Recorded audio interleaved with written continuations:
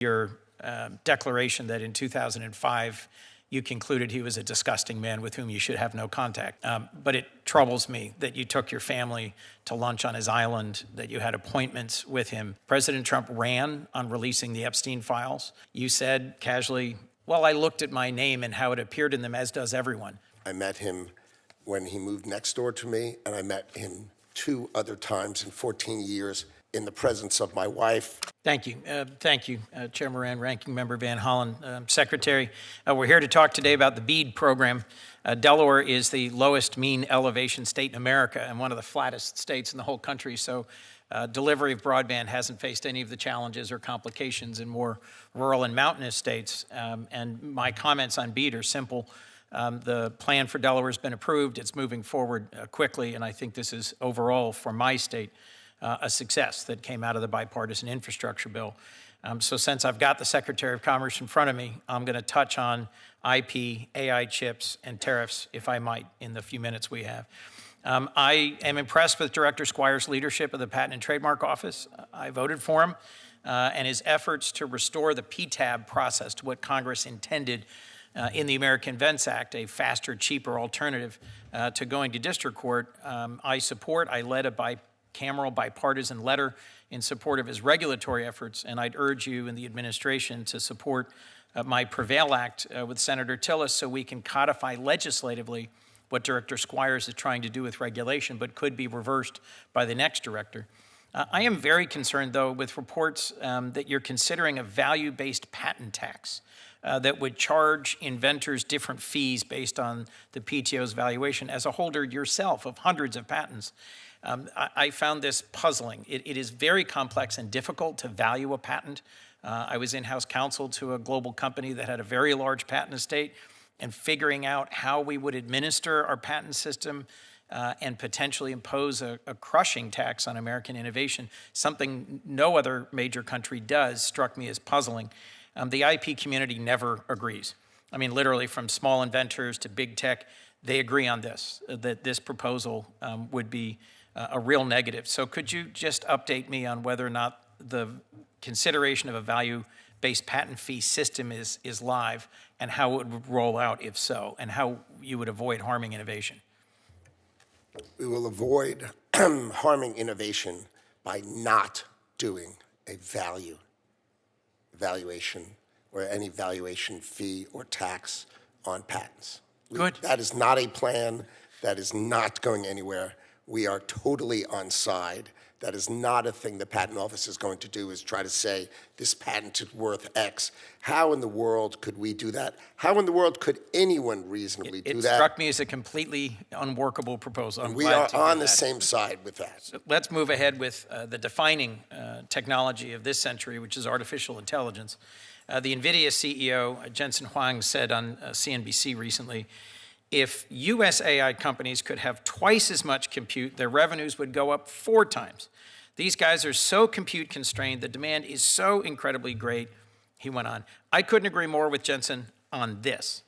NVIDIA's own CEO admitting that while they're making as many chips as they can, they are unable to fill the dramatic levels of demand from American companies like Anthropic or OpenAI or Google.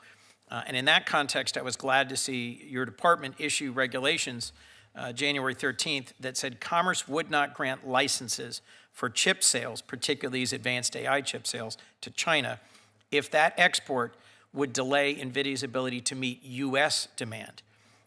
Just to be clear, you're committed to not exporting AI chips to China until our own world-class American firms agree they have all the chips they need per the terms of that regulation. Is that what you're intending? I think it should be just do a little detail. So NVIDIA does not make chips, it designs chips. I know. Right, and they are primarily made in Taiwan. Correct. Right, so we agree the demand by American firms is vast for these chips, and we don't want to do anything that stands in their way. Good, because I think selling AI chips to Chinese companies, allowing the licensure of the sale of AI chips to Chinese companies like DeepSeek or Tencent, which DoD is classified as a Chinese military company, would dramatically harm our national security interests.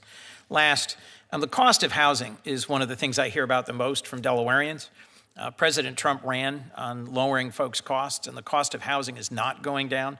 We need to build millions more homes, and the home building boom we need is in part not happening because of tariffs on lumber, drywall, kitchen cabinets, bathroom vanities. I think the home builders estimate they're raising the cost of a new home by more than $17,000.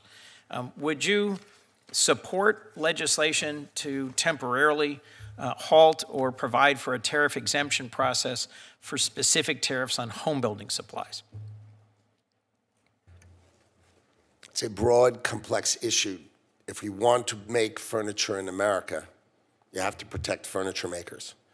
That type of question is a very detailed and complex one and worthy of discussion, and I'm glad to sit with you in your office to talk about it. What do we want to make in America?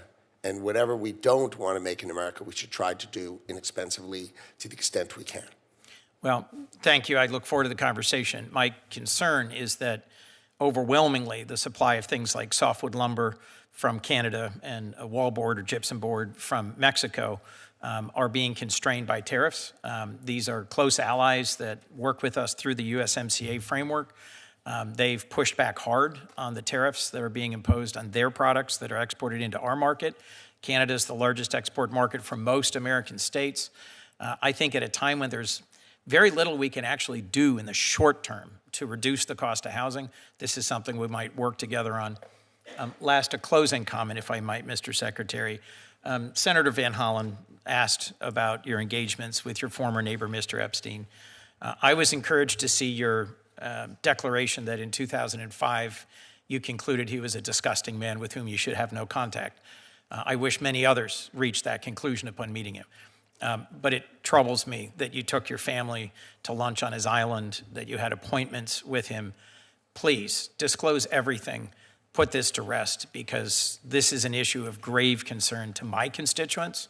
President Trump ran on releasing the Epstein files. You said casually, well, I looked at my name and how it appeared in them, as does everyone. No, everyone isn't worried about their names being in the Epstein files. I know he was your neighbor. That was a coincidence. But please disclose everything that's relevant here so that we have a chance to work together and move on.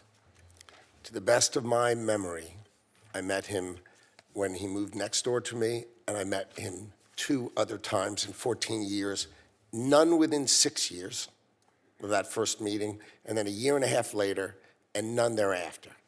And in the presence of my wife, and as Senator Van Hollen said, under no circumstances is there a single word that I've done anything remotely wrong in any possible regard. I did not have anything you could call a relationship, anything you could call an acquaintance. I literally met him 3 times over 14 years with widespread in between. That's all I can remember. That's all there is in the documents.